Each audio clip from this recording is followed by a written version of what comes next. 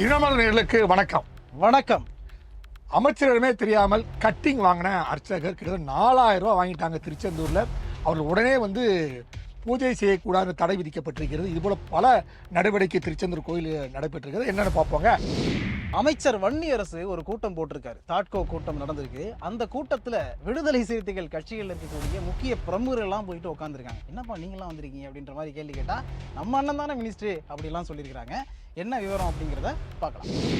ஏற்கனவே பல அதிமுகவினர் அப்படியே தாவி தாவி தாவி குதிரையை விட வேகமா தாவேக்கா பக்கம் போயிட்டு இருக்காங்க. இப்படி தொடர்ந்து நடைபெற்றால், குதிரை பேரம் நடைபெற்றால் நாங்க சிபிஐ விசாரணைக்கு போவோங்க அப்படின்னு சொல்லி அக்ரி கிருஷ்ணமூர்த்தி சொல்லியிருக்காங்க. இதுக்காக நாங்க பயப்பட மாட்டோம்னு அந்த எம்எல்ஏக்கெல்லாம் வேற சொல்லியிருக்காங்க. அதிமுக 2 டீம் அப்புறம் 3 டீமா பிரிஞ்சது இல்ல. அந்த 2 டீமா பிரியும் பொழுது அதுக்கு முக்கிய பொறுப்புல இருந்த சிவி சண்முகத்துக்கிட்ட மக்கள் சரமாரியா பல கேள்விகளை கேட்டிருக்காங்க. என்ன விவரம் அப்படிங்கிறத பார்க்கலாம். திமுகனாலே பெண்களுக்கு பாதுகாப்பு இல்லை என்று சொல்லப்பட்ட சூழ்நிலை கள ஆய்வு நடக்கும் போது ஒரு பெண்ணிடம் சிலிமிஷ் நடைபெற்றிருக்கிறது என்ற குற்றச்சாட்டு இருக்கு. அது மட்டும் இல்ல, டேட் எக்ஸ்டெண்ட் பண்ணுவாங்க, நிறைய கொஸ்டின்ஸுக்கு பதில் சொல்ல முடியல அப்படின்னு சொல்லி திமுக தலைமை சொல்லியிருக்கு. அது என்னென்ன பார்ப்போங்க. நம்ம அந்த 717 கடையை மூடுறேன்னு சொன்னீங்களே, மூடுனீங்களா இல்லையா? எத்தனை கடையை மூடி இருக்கிறீங்க? தெளிவான அறிக்கை கொடுங்க அப்படின்னு அன்புமணி ராமதாஸ் அறிக்கையை விட்டுருக்காரு. என்ன விவரம் அப்படிங்கிறத டீட்டெயிலாக பார்க்கலாம். இது போன்ற புதிய தகவல்களுடன் இன்றைய சைட்லைட்ஸ். இந்த திரைப்படங்கள்லாம் பார்த்தீங்கன்னா, இந்த அதிகாரிகள் அமைச்சர்கள் அவங்கெல்லாம் மஃப்டியில் போயிட்டு அந்த லஞ்சம்லாம் எங்கே நடக்குது அப்படின்னா பிடிப்பாங்க. மறு வச்சுட்டுலாம் போவாங்க. மறு வச்சுட்டு போவாங்க. அடுத்த இடத்துல மறு வச்சு யார் அடையாளம் தெரியாமல் போயிடும். அது மாதிரிலாம் இருக்கும். எஸ்வி நாடகத்தில் நிறைய வரும். ஆமாம். அதே மாதிரி என்னன்னா, நம்ம அமைச்சர் அறநிலையத்துறை அமைச்சர் ரமேஷ் அவர்கள் திருச்செந்தூர் கோயிலில் போயிருக்காரு. திருச்செந்தூரின் கடலோரத்தில் அப்படின்னு நாங்கள் போயிட்டாரு. போனா மாஸ்க் போட்டு போயிருக்காரு. ஏற்கனவே மாஸ்க் போனா யாருக்கும் தெரிஞ்சிருக்காது அவர் யார் அமைச்சர்னு. ஏன்னா பல இடங்கள்ல எம்எல்ஏக்களை போய் நான் தான் எம்எல்ஏன்னு சொல்லிட்டு இருக்காங்க. அப்படின்னு சொல்ற வேண்டிய சூழ்நிலை. இவர் மாஸ்க் அவர் உதவியாளர் போயிருக்காங்க. போயிட்டு அப்படியே போகும்போது என்ன அந்த தரிசனம் பண்றதுக்கு என்ன பண்ணலாம் அப்படின்னு யோசிச்சிருக்கும் போது, சரி யார்ட்டையாவது கேட்போம். ஒரு அர்ச்சகர் ஐயப்பன் ஒருத்தர்கிட்ட போயிட்டு, அர்ச்சனைக்கு பூஜைக்கு தரிசனத்துக்கெல்லாம் ஏதாவது ஏற்பாடு உண்டா அப்படின்னு, ஓ பேஷா உண்டே அப்படின்னு இருக்காரு. என்னங்க அப்படின்னா, தலைக்கு 2000 அப்படின்னு. ஐயோ பணம் இல்லையா சார் அப்படின்னு இருக்காங்க. ஓகே ஜிபே அப்படின்னு நம்பரை காமிச்சிருக்காரு. இதில் பே பண்ணுங்க சார், தலைக்கு 2000 போட்டு 4000 ஜிபே பண்ணுங்கன்னு இருக்காப்ல. 2 பேரும் அப்படியே ஜிபே 4000 பண்ணோன்னே அப்பதான் மாஸ்க் தூக்கிருக்காரு. அப்படி தூக்கிருக்காரு. அப்போ அவருக்கு தெரியல. ஆமா நீங்க அப்படிங்க, நான் தான் அமைச்சரு. அப்படியா? எந்த துறைக்கு? அறநிலையத்துறை. உங்க துறைக்கு நான் தான் அமைச்சரு. கர்நாடகாவா ஆந்திராவா அந்த மாதிரி? நான் தான் அமைச்சரு. ஓ தமிழ்ல பேசாதுன்னு புரிஞ்சிரும் போடுது. ஐயோ நீங்க அமைச்சரா? இதாக வச்சுக்கோங்க பணத்தை சொல்லிருக்காரு போது. சாரி ஆபீஸ் ரூமுக்கு வாப்பான்ட்டாரு போட்டுருக்குது. நேரம் ஆபீஸ் ரூம் போயிருக்காங்க. அதுக்கு நடுவில் போயிட்டு அந்த முடி வெட்டுறாங்க பாருங்க, அங்க இடத்துல போயிருக்கா. அங்க இதே மாதிரி திருப்பதிலாம் பாத்தீங்கன்னு வைங்களேன், முதல்ல பணத்தை எடுத்து வச்சிடணும். பணத்தை வச்சு இல்லைன்னா 2-3 கோடு வந்துடும் தள்ள. அதனால என்ன பண்ண, முதலே பணத்தை வச்சிருவாங்க. ஆமா, நாம செல்ஃப் பிரச்சனை கிடையாது வைங்களேன். திருப்பதி போகும்போது நீ முதலே அவங்க அப்படி பிளேட் எடுத்து உள்ள சொருகும் போது நீங்க எடுத்து பணத்தை வச்சிடணும். அது மாதிரி இங்கேயும் அதே ஃபார்முலாவை எதெல்லாம் இந்த படத்துல சொல்ற மாதிரி எதெல்லாம் கண்டுபிடிச்சாங்களோ இல்லையோ, பணத்தை எப்படி லஞ்சம் வாங்குறது மட்டும் கரெக்டா நம்மளால கண்டுபிடிச்சிருக்காங்க. அது மாதிரி 2-3 இடத்துல லஞ்சத்தை கேட்டுருக்காங்க போட்டுருக்கு. அதை கண்டுபிடிச்சிட்டு ஆபீஸ் ரூமுக்கு வாங்கன்னு சொல்லிட்டு அவங்க எல்லாம் சஸ்பெண்ட் பண்ணிட்டு, இனிமேல் ஐயப்பன்ற பூஜை பண்ணக்கூடாது, இதோட தடை விதிக்கிறோம், விசாரணை மேற்கொள்ள போறோம் அப்படின்றாரு. என்ன பிரச்சனை, சேகர் பாபு போன்றவர்களே பழகிட்டாங்க எல்லாமே. சோ என்னன்னா மினிஸ்ட்ரி என்ன, அதாவது ஒண்ணு சொல்லுவாங்க, தோஷத்துல 3 தோஷம் இருக்கு. செவ்வாய் தோஷம் இருக்கு, ஜலதோஷம் இருக்கு, இதை விட மோசமான தோஷம் பழக்க தோஷம். இந்த பழக்க தோஷத்துல மட்டும் மாட்டிக்கிட்டோம்னு வச்சுங்களேன், இதுல இருந்து வெளில வருது ரொம்ப கஷ்டம். என்ன பண்றது? 5 வருஷம் பல வருஷங்களா 5 வருஷங்களா ஏற்கனவே ஆரம் வீரப்பன் இருக்கும்போது, அறநிலையத்துறை அமைச்சரா இருக்கும்போது அங்க வைரவேல் காணான்னு ஒரு பிரச்சனை ஆச்சு. தங்கவேலோ வைரவேலோ 2 வேல் காணாம போயிடுச்சு. அப்ப கருணாநிதி நீதியை கேட்டு நெடும் பயணம்னு ஒரு பெரிய போராட்டம் நடத்தினாரு. சோ திருச்செந்தூர்னாலே இது மாதிரி அங்க பஞ்சாயத்துக்காகவே இருக்கக்கூடிய விஷயம். அந்த வைரவேல் காணாம போனோம்னா அந்த அதிகாரி தற்கொலை பண்ணிக்கிட்டாரு எம்ஜிஆர் ஆட்சி காலத்துல எல்லாம் சொல்லப்பட்டது. அப்புறம் தான் கருணாநிதி நீதியை கேட்டு நெடும் பயணம்லாம் போனாரு. ஸோ திருச்செந்தூருக்குன்னு பல வரலாறு இருக்கு. புது வரலாறு இன்னைக்கு ஒன்று கிளப்பி விட்டுருக்காங்க.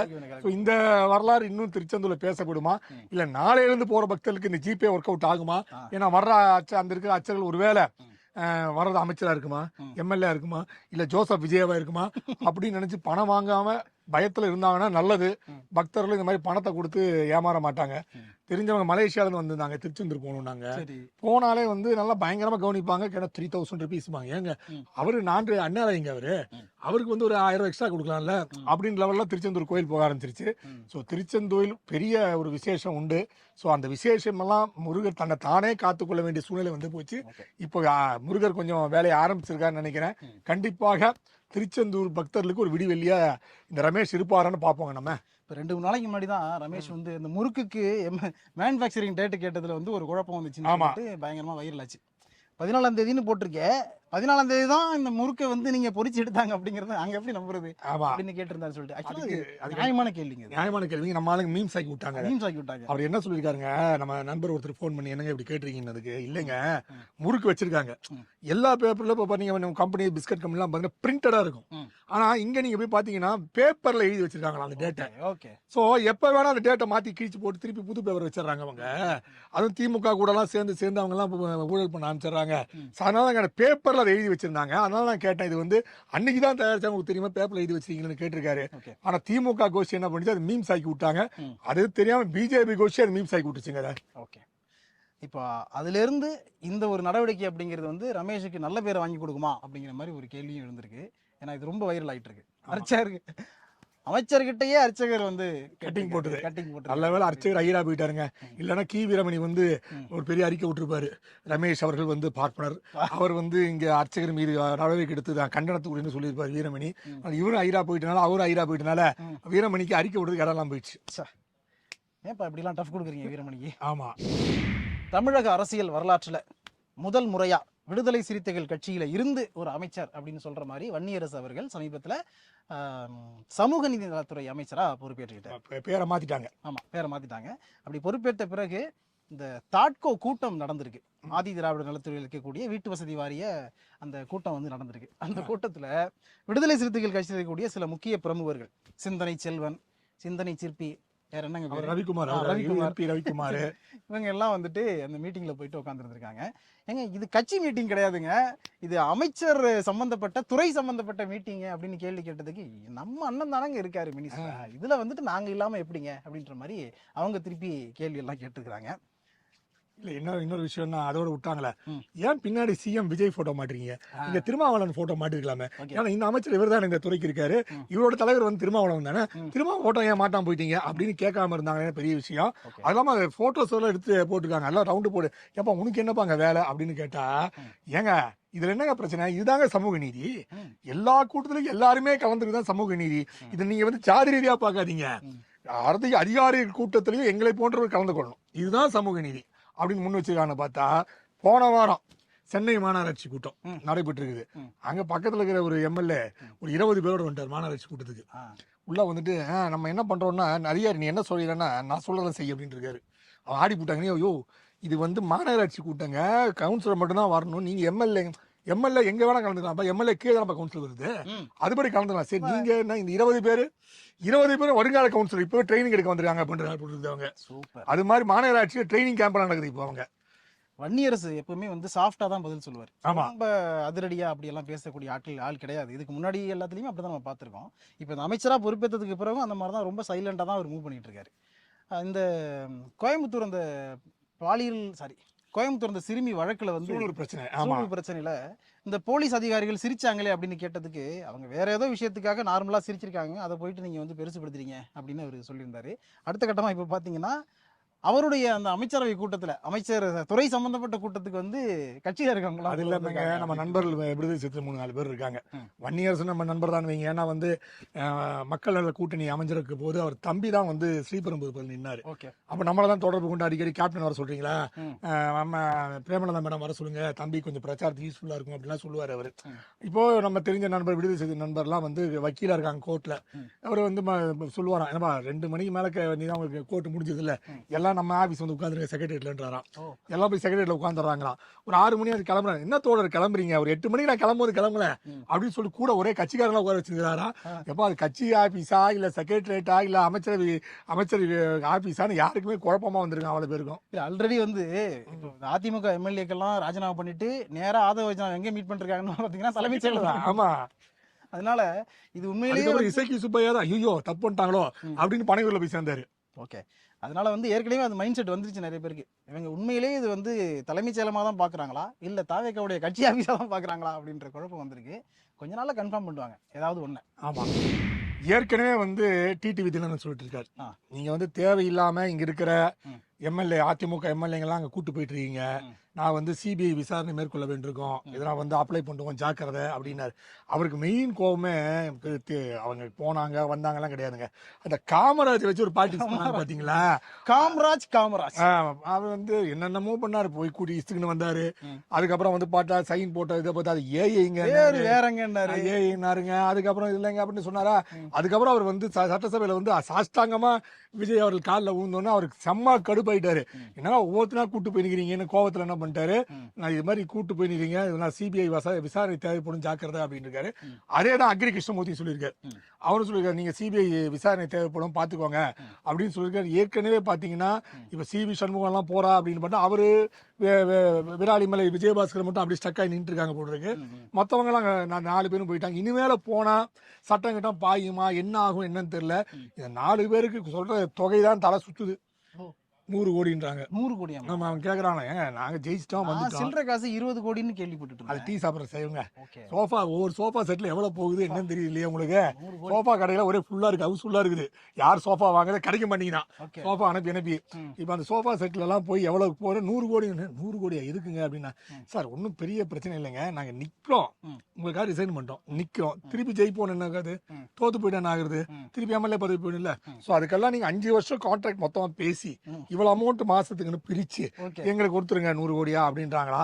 பட் அது 100 கோடி கொடுக்க முடியுமா, அவ்வளவு லெவலுக்கு வந்து மார்ட்டின் குடும்பம் வலிமையா இருக்கா அப்படின்னா இல்ல சார். அஸ்ஸாம் மேகாலயா லாட்டரி சீட்டு இருக்கு பாத்தீங்களா, 6000 கோடி காமிச்சிருக்காங்க கணக்குலயே. ஜிஎஸ்டி 6000 கோடி கட்டுறாங்க. நான் யோசிச்சு பாருங்க, ஜிஎஸ்டி 6000 கோடி கட்டும்போது 100 கோடி எல்லாம் இந்த பையனுக்கு டிப்ஸ் கொடுக்குற மாதிரி டீ பசங்களுக்குலாம் கொடுக்கப்பா அப்படி அது மாதிரி கொடுக்குறாங்க போட்டுருக்கு.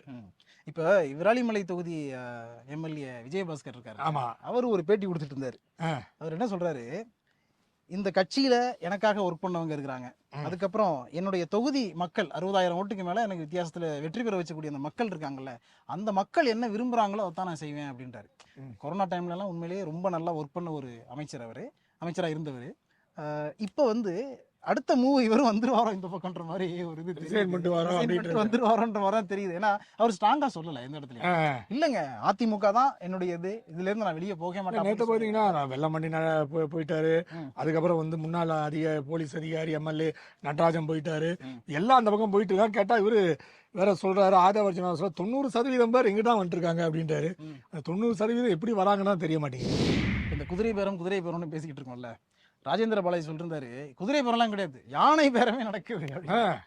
அடுத்தது பாத்தீங்கன்னா கம்யூனிஸ்ட் கட்சியில இருக்கக்கூடிய தலைவர்கள் 2 கம்யூனிஸ்டுமே, மார்க்சிஸ்ட் கம்யூனிஸ்ட் கட்சி, இந்திய கம்யூனிஸ்ட் கட்சி, 2 கட்சியும் வீரபாண்டியன் சரி 2 பேரும் என்ன சொல்றாங்கன்னா, ராஜினாமா செய்யக்கூடிய அதிமுக எம்எல்ஏக்களை வந்து தாவேகா இழுக்குது அப்படின்னா அது ரொம்ப தப்பு, இழுக்குதா அப்படின்னா இல்ல இழுக்குதுன்னா அது ரொம்ப தப்பு அப்படின்ற மாதிரி சொல்லிட்டு இருக்காங்க. இந்த குதிரை பேரம் இதெல்லாம் நடக்கக்கூடாது, அப்படி நடக்கிறத வந்து ஒருபோதும் நாங்கள் ஆதரிக்க மாட்டோம் அப்படின்னு சொல்லிட்டு கூட்டணி தான் இருக்கிறாங்க. இருந்தாலும் வந்து இந்த உள்ளாட்சி தேர்தல் வரும்பொழுது அந்த மாதிரியான விஷயங்கள் ஏதாவது நடக்குது அப்படின்னு தெரிஞ்சா அந்த நேரத்துல நாங்கள் எங்களுடைய முடிவை அறிவிப்போம் அப்படின்னு சொல்லியிருக்கிறாங்க. அதனால இடையில வந்து இவங்க பிச்சுக்கிட்டு போறது வாய்ப்பு இருக்கா அப்படிங்கிற மாதிரி ஒரு கொஸ்டின். நீங்க போனான்னு இருந்தானே எங்களுக்கு பிரச்சனை இல்லைங்க, ஸ்ட்ராங்கா இருக்கீங்கன்ற மாதிரி டிவிக்கு வந்து பில்டிங்கை ஸ்ட்ராங் பண்ணிட்டு இருக்காங்க. இந்த அதிமுக பிளவுக்கு காரணம் யாரு அப்படின்னு பார்த்தா நம்ம விழுப்புரத்துக்காரு தான் அப்படின்ற வயலன் தொகுதி எம்எல்ஏ தான் அப்படின்னு தான் சொல்லிட்டு இருந்தாங்க.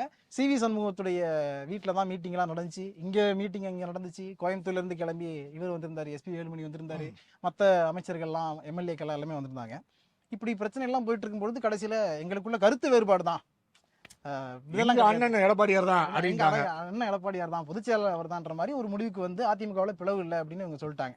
இந்த நேரத்துல வந்து மயிலம் தொகுதியில் இருக்கக்கூடிய மக்கள் சரமாரியான கேள்விகளை சிவி சண்முகத்தை கேட்டிருக்காங்க. நீங்க எப்படி இந்த மாதிரிலாம் பண்ணலாம் அப்படின்னு. நன்றி சொல்ல போயிருக்காருங்க. இவர் நன்றி சொல்ல போகும்போது அவங்க பாலிடிக்ஸ் அவங்களுக்கு இவர் எங்க போறாரு எது போறாரு தெரியல. ஏப்பா நீ எம்எல்ஏ நீங்க நீங்க எங்க ஊர்ல தண்ணி குழா தண்ணி வர மாட்டேங்குது, அது நீ பாத்தியா? ரோடு சரியில்லை, அதை பாத்தியா? அதெல்லாம் தவிர்த்து மத்த வேலை எல்லாம் பாத்து நிக்கிறேன்னு இல்ல வெயிட் பண்ணுங்க. அதெல்லாம் எம்எல்ஏவோட வேலை தானா? ஆமா, அதுல தெரியாது அவருக்கு. மாவட்ட கவுன்சிலர் அதெல்லாம் அது கிடையாது. நீ தோட்ட எங்க வீட்டுல குழா தண்ணி வரல நீ தான்பா. எங்க நேரில் எப்படி நம்ம வீட்டுல குழா தண்ணி வரல மூடியதான் கேட்பாங்க. அது மாதிரி நம்ம ஆளு நீங்க கேட்கலையா அப்படின்னு சரிப்பா நீங்க மனு கொடுங்க பாத்துக்கிறேன் அப்படின்னாராம். பட் அவங்க என்ன உள்ளுக்குள்ள நினைச்சிருப்பாங்கன்னா ஏற்கனவே ராஜ்சபாவை ரிசைன் பண்ணிட்டாரு. ஆமா, இப்போ ஒருவேளை இவர் எம்எல்ஏ ரிசைன் பண்ணிட்டு தாவேக்கா பக்கம் போயிடுவாருன்னு ஒரு பேச்சு இருக்குது.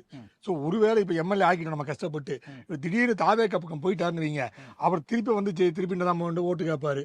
அப்போ போடலாமா வேண்டாமான்னு யோசிக்க வேண்டியிருக்கோம். அதனால இப்பவே கேள்வி கேட்ப வைப்போம். இப்போ இதெல்லாம் பண்ணி வச்சிருவாரு. ஏன்னா அடுத்த வாட்டி போய் நிற்கும் போது பணம் தராம போயிட்டான்னு வைங்க, அது ஒரு பெரிய பிரச்சனை. ஸோ இப்போ கேள்வி கேட்டால் பணங்கள்லாம் போட்டு வைப்பாரு. அதனால பணம் கட்டு வச்சிடலாம் நம்ம அப்படின்ற மாதிரி ஏதாவது முடிவு பண்ணியிருக்காங்களான்னு தெரியல. இல்லை ரிசைன் பண்ணுவாரு அப்படின்னு மக்களுக்கு புரிஞ்சிருச்சுக்கா இல்லை. ஆனால் நமக்கு ஒரு சொல்ல விஷயங்க, இப்போ போய் நன்றி சொல்றாருங்க. ஒரு போய் நன்றி சொல்றாரு. விஜயும் போறாருங்க திருச்சிக்கு நன்றி சொல்றதுக்கு. எப்போங்க போறாருன்னு சொல்லிருக்காங்க. எப்போ போவாரு? பிஸி ஆயிட்டார்ல, வந்திருக்காரு. அடுத்த நிதி ஆயோக கூட்டத்துக்கு டெல்லி போனோம். என்ன பிஸி ஆனாலும் 2 தொகுதி ஜெயிச்சிருக்காருலங்க. திருச்சியில போயிட்டு எப்பா நான் ரிசைன் பண்ண போறேன், நீங்க ஓட்டு போட்டு நான் சிஎம் ஆயிட்டேன் நன்றிப்பா அப்படின்னு சொல்றாங்கல்ல. அடுத்து நான் திரிஷாவை நிக்க வைக்கிறோம், சகாயத்தை நிக்க வைக்க போறோம். கொஞ்ச நாள் போச்சு உங்க பேர் என் பேர் கூட வரும். இவங்க 2 பேரும் கூட நிப்பாங்க திருச்சி கிடக்குதுன்ட்டு. அவ்வளவு ஃபீல் பண்ணிட்டு இருக்காங்க. மே 4ஆம் தேதியில இருந்து அந்த ஃபீல்ல தான் இருக்கீங்களா? சீட்டு கிடைக்கும். நானும் அதாங்க யோசிச்சிருந்தோம். சைதாப்பேட்டில் 6 பேர் இது வரைக்கும் தெரிய மாட்டேங்குது. யாருக்கோ ஓட்டு போட்டாங்க, வேட்பாளர் பேர் இது வரைக்கும் தோத்து போன 2 பேர் ஞாபகம் இருக்கு. சுப்பிரமணியம் பேர் ஞாபகம் இருக்கு, செந்தமிழ் பேர் இருக்கு, ஜெயிச்சவர் பேர் ஞாபகம் இல்லை. அது பேர் பாதி தொகுதியில கரண்ட் போச்சு, யாருப்பா எம்எல்ஏ நம்ம ஏரியான்றாங்க. அந்த லெவல்ல தான் இருக்குது இப்போ. ஸோ தெரிந்த ஒரே விஜய் அங்கேயே ஒரு நன்றி சொல்லவில்லை, பெரம்பூர்ல போய் நன்றி சொல்லவில்லை. இது 2மே மக்களுக்கு ஒரு வருத்தமா இருக்கு. சிஎம் ஏதாவது ஒரு நாள் அப்படி போயிட்டு ஒரு ரவுண்ட் அடிச்சு வந்துட்டாருன்னா, ஒரு ஜெட்டு வேகத்துல போயிட்டு வணக்கம் சொல்லிட்டு வந்தாருன்னா. நன்றி சொல்லலைங்கிற குற்றச்சாட்டு நிறைய இருக்கு. தொகுதிக்கு நன்றி சொல்லலைங்கிற தாண்டி கொஞ்ச நாளைக்கு முன்னாடி வானதி சீனிவாசன் கூட சொல்லிட்டு இருந்தாங்க, அந்த செப்பேடு இங்க வந்திருக்கு, அது கூட நீங்க நன்றி சொல்லிட்டாருங்க. இப்ப போயிட்டு இப்ப மறுபடியும் தான் சொல்லிருக்காரு, அப்புறம் தான் சொல்லிருக்காரு. அவர் நேரா போய் சொல்லலாம்னு நினைச்சிருக்காருங்க. எப்படின்னாலும் ஒரு மரியாதை வேணாம், போன்ல நன்றி சொல்றதை விட, இமெயில நன்றி சொல்றதை விட, எக்ஸ்ட்ரா நேரா சொல்றதை விட நேரா போய் சொல்லுவோமே வாய்ப்பு கிடைக்கும் போது சொல்லியிருக்காரு. 11ஆம் தேதி திருப்பி போறாருல, அப்ப திருப்பி போய் நன்றி சொல்றாரு வாட்டி. அந்த அடிப்படையில ஸ்டாலினை போய் சந்திச்சு நன்றி சொல்லிட்டு பாரு போல. 5 வருஷம் நீங்க இருந்ததுக்கு நிறைய பெர்ஃபார்மன்ஸ் பண்ணதுக்கு நன்றி, அதனால உள்ள வந்துட்டேன் அப்படின்னு சொல்றேன். நீங்க இந்த பர்ஃபார்மன்ஸ் தான் நான் வந்தேன் உள்ள. நீங்க பர்ஃபார்ம் பண்ணாம இருந்து சேகர் பாபு பர்ஃபார்ம் பண்ணாம இருந்தா நாங்க உள்ளே வந்திருக்க மாட்டோம். நல்லா உங்களுக்கு நன்றிங்கன்னு சொல்லிட்டாங்க. ஓகே, அடுத்து என்னன்னா, இப்ப ஒரு கட்சின்னு இருக்கு வச்சுங்களேன், அந்த கட்சின்னு இருக்கிறதுக்கு சில விஷயங்களை பண்ணணும். ஆமா, அப்பப்ப அறிக்கை விடணும். அதுக்கப்புறம் மக்களுக்கு ஒரு பிரச்சனை வருது அப்படிங்கும்போது முன்னாடி வந்து அதை பத்தி பேசணும், பேட்டி கொடுக்கணும். இந்த வேலையை தமிழகத்துல எந்த கட்சி செய்தா இல்லையோ, பாட்டாளி மக்கள் கட்சி எப்பவுமே ரொம்ப ஸ்ட்ராங்கா செஞ்சுக்கிட்டே இருக்கும். ராம்தாஸ் ஆட்சி காலத்துல இருந்து இருந்த காலத்துல இருந்து பாத்தீங்கன்னா, அவர் எப்பவுமே ஜெயலலிதா, திமுக, கருணாநிதி யார் ஆட்சியில வந்தாலும் அவரோட அறிக்கை கண்டிப்பா இருக்கும். டெய்லி மாலை செய்தியில ஈவினிங் அந்த பேப்பர்ல டெய்லி அவர் அறிக்கை இருக்கும். ஏன்னா அவர் கூட பேராசிரியர் தீரன் போன்றவங்க இருந்தாங்கல்ல, அவங்க அறிக்கை ரெடி பண்ணி கொடுப்பாங்க. அந்த அறிக்கை தான் ரெஃபரன்ஸ் மத்த கட்சிக்கு. ஆமா, இப்படி ஒரு பிரச்சனை இருக்கா அப்படின்னு சொல்லிட்டு அவங்க அதுல இருந்து ஒரு அறிக்கை எடுத்து விடுவாங்க. அந்த மாதிரி அந்த அடிப்படையில இந்த 717 மதுக்கடைகளை மூடுறேன்னு சொன்னீங்களே, எத்தனை மதுக்கடைகளை மூடி இருக்கிறீங்க, அதை பத்தி டீட்டெயிலான ஒரு விஷயத்த சொல்லுங்க, அறிக்கையை கொடுங்க அப்படின்னு கேட்டிருக்காரு. அது மட்டும் இல்லாம 717 மதுக்கடையில மூடுனீங்கன்னா அதை எக்காரணத்தை கொண்டு மறுபடியும் திறக்கவே கூடாது, வேற இடத்துல திறக்காதீங்க, வெட்டமா இருக்கு. ஆமா, எப்பவுமே இந்த பக்கம் மூடிட்டு அந்த பக்கம் போயிட்டு திறந்துடுறாங்க. அப்படிதாங்க போன வாட்டி நடந்துச்சு. பஞ்சாப்ல அதிகமான இறப்பு, அதாவது மதுக்கடைகளால இறப்பு அப்படி நடக்குது. காரணம் என்னன்னா, அங்க இருக்கிற லாரி டிரைவர்ஸ்ல ஹைவேஸ்ல இருக்கிற கடையில மது அருந்திட்டு போறதுனால பெரிய பிரச்சனை ஆகுதுன்னு என்ன பண்ணிட்டாங்க, ஹைகோர்ட்ல உச்சநீதிமன்றத்துல எல்லா இடத்துலயும் நீங்க ஹைவேஸ்ல கடையை மூடுங்கன்னு, நம்மளால ஹைவேஸ்ல கடையை மூடி பின்னாடி திறந்துட்டாங்க. பின்னாடி வழியா வந்துருங்க அப்படின்ட்டு. ஆமா, பின்னாடி கேட்ட மூடிட்டு எல்லாம் ஹைவேஸ் பின்னாடி சந்தில வந்துருங்க அப்படின்ட்டாங்க. சோ கடை யாரும் மூடல, டோரை மட்டும் தான் மூண்டாங்க, கேட்டை மட்டும் தான் மூண்டாங்க, பின்னாடி டோரை திறந்துட்டாங்க. ஸோ அது மாதிரி செயல்பாடுகள்லாம் இருக்குது. அதனால பண்ணாதீங்க. ஏதோ 550 கடை மூடிச்சு அப்படின்னு சொல்றீங்க, அதுக்கு விவரம் கொஞ்சம் தந்தா கொஞ்சம் நல்லா இருக்கும். அதுவும் தரமாட்டேங்கிறீங்க நீங்க. ஏன்னா ஏதோ ஒரு பாட்டி அவருக்கே சேர்ந்துருக்காதுங்க விவரம். இப்பதான் ஒரு ஊரெல்லாம் சுத்திட்டு இருக்காரு. இப்பதான் ரீல்ஸ் எடுக்கிறதே கரெக்டா இருக்குது. கீர்த்தனா மேடம் நீங்க நேற்று போட்டுருந்தாங்க பாருங்க, கீர்த்தனா மேடம் அதை பார்த்தோன்னே பில் கேட்ஸ் அதை பார்த்துருக்காராம். பில்கேட்ஸ் அப்புறம் வந்து இவரெல்லாம் அதை பார்த்து ஓ கிட்ஸ்னா very happy send your GPay number I will send $1 billion அப்படின்ட்டாப்லையா. நாங்கள் வந்து we want to start factory in Tamil Nadu, we saw your video $1 billion sent by GPay. Microsoft வருது. ஆமாம், மைக்ரோசாஃப்ட் வருதா. ஸோ அது மாதிரி எல்லாம் வந்து எல்லாம் வச்சு கலாய்ச்சிட்டு இருக்காங்க ரீல்ஸை. ஸோ இன்னும் இது ஆந்திரால இருந்து ஒரு மினிஸ்டர் அதை பாராட்டிருக்காருங்க. அப்படியா? எதை பத்தியும் கவலைப்படாதீங்க, வாட் எவர் ஹேப்பன், நீங்க வந்து உங்களுடைய வேலையை தெளிவா செஞ்சுக்கிட்டு இருக்கீங்க, கண்டினியூ பண்ணுங்க. இந்த மாதிரியான கிரிட்டிசிசத்தினால எதுவும் மாற போறது கிடையாது. மனம் தளராதீங்க, நீங்க ரொம்ப நல்லா பண்றீங்க, இப்படியே பண்ணுங்க, இன்வெஸ்ட்மெண்ட் வரும். ஆந்திரால இருந்து சொல்றது யாருன்னு பாத்தீங்கன்னா நம்ம சந்திரபாபு நாயுடு இருக்காருல்ல, அவருடைய சன் பயங்கர பிரில்லியன்டானங்க அவரு, அவருடைய மகன் தான் சொல்லியிருக்காரு. அவர் இன்னொரு விஷயம் பாத்தீங்கன்னா, இந்த ரீல்ஸுக்கு இன்னொரு விஷயம், அந்த பிரபு இருக்காரு பாருங்க, இந்த காரைக்குடி பிரபு, அவர் தான் நினைக்கிறேன், நமக்கு பல பேர் தெரியல. அவர் வந்து ஒரு கடையில பரோட்டா சாப்பிட்டு உட்கார்ந்து இந்த இருக்கிற மினிஸ்டர் பேர், எம்எல்ஏ பேர் எல்லாத்தையும் மூஞ்சியோட சேர்ந்து மனப்பாடம் பண்ணுங்க. ஆமா, அது வந்து ஒரு குழந்தை வந்து கட்டி பிடிச்சி அழுது. அது பரோட்டா ஃபர்ஸ்ட் ஷாட்ல என்ன ஆச்சுன்னா, அந்த இதுதானே சால்னா ஃபர்ஸ்ட் ஷாட்ல வந்து ஓகே ஆள இருக்குது ஃபர்ஸ்ட் ஷாட், அதுல சால்னா இல்லாம பரோட்டா இருக்குது. செகண்ட் ஷாட்ல வந்து சால்னாவோட பரோட்டா குழந்தை கட்டி பிடிச்சி எழுது. ஸோ ரீல்ஸ்ல கூட டைரக்ஷன் உங்களுக்கு சரியில்லைப்பா, உங்களுக்கு கண்டினியூட்டி மிஸ் ஆகுதுப்பா, அதெல்லாம் கொஞ்சம் பார்த்து செய்யுங்க அப்படின்னு சொல்லி நெட்டிசன்ஸ் பயங்கரமா வந்து அறிவுரை வழங்கியிருக்காங்க. அவருக்கு ஏஐல சால்னா ஊத்திருப்பாங்களோ இருக்கலாம். திமுகவோட கலை இது, நான் தோல்வியை மறக்க மாட்டேன், ஆக நீங்கள் பேப்பர்ல கூட எழுதி அனுப்புங்க, நாங்க பாக்குறோம்ல சொன்னார.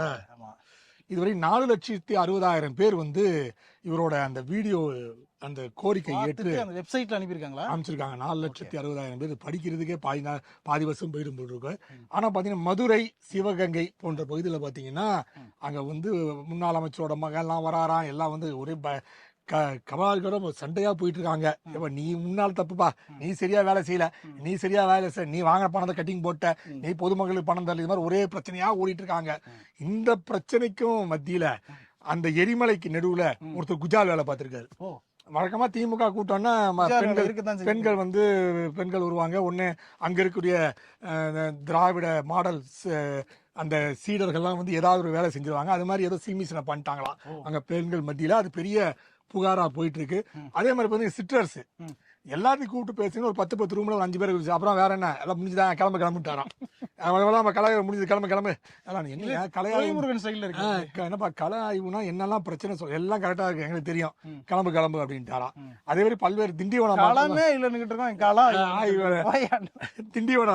திண்டிவனத்தை பாக்குறவங்க அதே பிரச்சனை தானா, ஒருத்தரும் பேச விட மாட்டேங்கிறாங்களா, இவங்களே மாவட்ட செயலர் பேசிடுறாங்களா, எல்லாத்தையும் பிரச்சனையை முடிச்சிடறாங்களா. ஏசி ரூம்லயே உட்காந்து அதுக்கு அங்கிட்ட எல்லாம் போகாம 4 பேரை கூப்பிட்டு வச்சுட்டு, ஆமா இதுதான் நடந்துச்சு, ஓகே பணம் தரல, ஓகே அவங்க வேலை செய்யல, ஓகே எங்க வேட்பாளர் வேலை செய்யல, பகுதி செயலாளர் வேலை செய்யல, ஓகே இந்த பிரச்சனை நம்ம பார்ப்போம், அனுப்பிச்சிருவோம், தலைமைக்கு அறிவாளத்துக்கு அனுப்பிச்சிருவோம் அப்படின்னு சொல்லி வச்சிடறாங்களாம்.